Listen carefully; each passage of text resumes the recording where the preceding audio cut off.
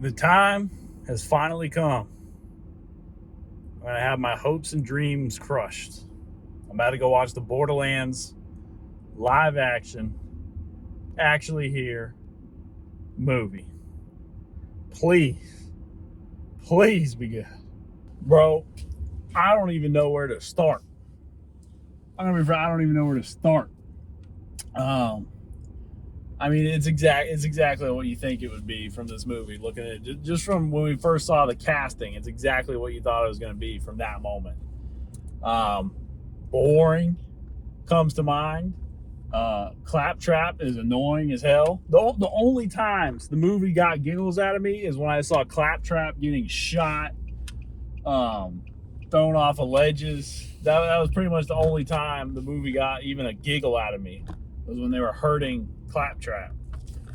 The psycho masks look like something you would buy at Spirit Halloween. If you have like boomer family members that want to go watch a movie and they're not too discerning about films, I guess it's all right. You know, there's explosions, stuff happen, but I really cannot express this enough. It just is straight up a boring movie. Like, it's not like so bad that it's funny or anything like that. Also, it looks like it somehow looks expensively low budget. Apparently this movie had over $100 million budget, and like at one point Roland is holding a gun that's like a toy 1911 with random sci-fi stuff kit bashed onto it, kind of. And then some of the vehicles just look like regular cars. Also, I cannot stress enough, it is just straight up not funny. It is just straight up not funny at all. Anyway, like I said earlier, the only chuckles I got was from when they were shitting on Claptrap. That's about it. None of the jokes landed. I can't think of a single joke that landed. I saw from the trailers that Bobby Lee was going to be in it, and I was hoping, okay, he's got to be at least a little bit funny. Nope, he just has like a couple lines. They don't give him a shot to be funny. The bad guy is just bland. I mean, he's just like, yeah, he's a bad guy. I mean, I guess.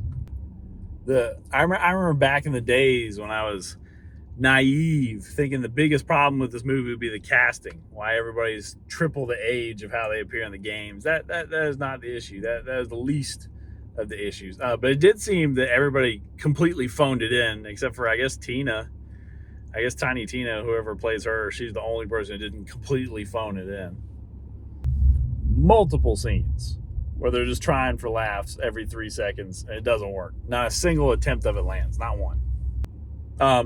They didn't play around with elemental weapons at all. I can think of like a million different cool things they could have done with elemental weapons and just goofy stuff with that.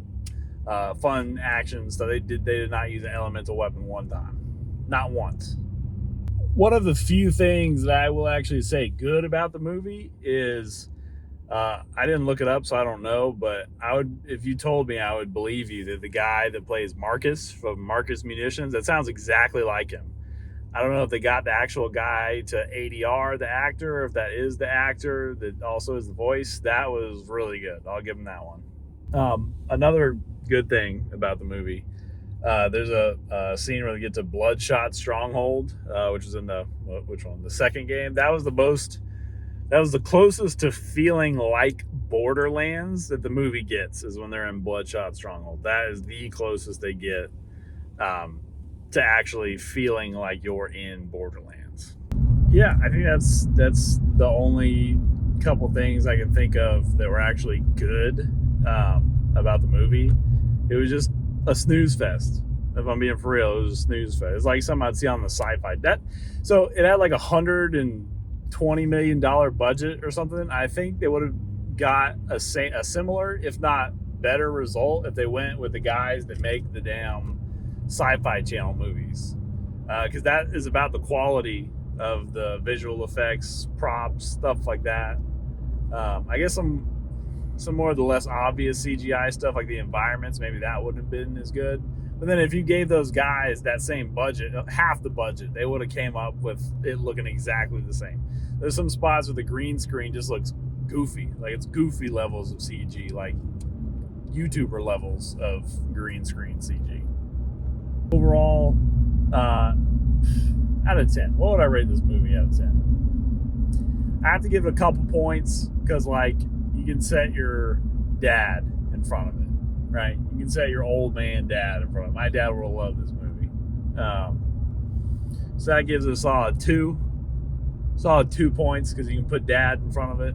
I'll give it one more point because I think they did do a pretty good job of adapting Tiny Tina and I guess Krieg, those two characters. They did a pretty good job at adapting them. Everybody else, yikes. Yeah, that's my final score. 3 out of 10. Yeah. Sad days. Sad days.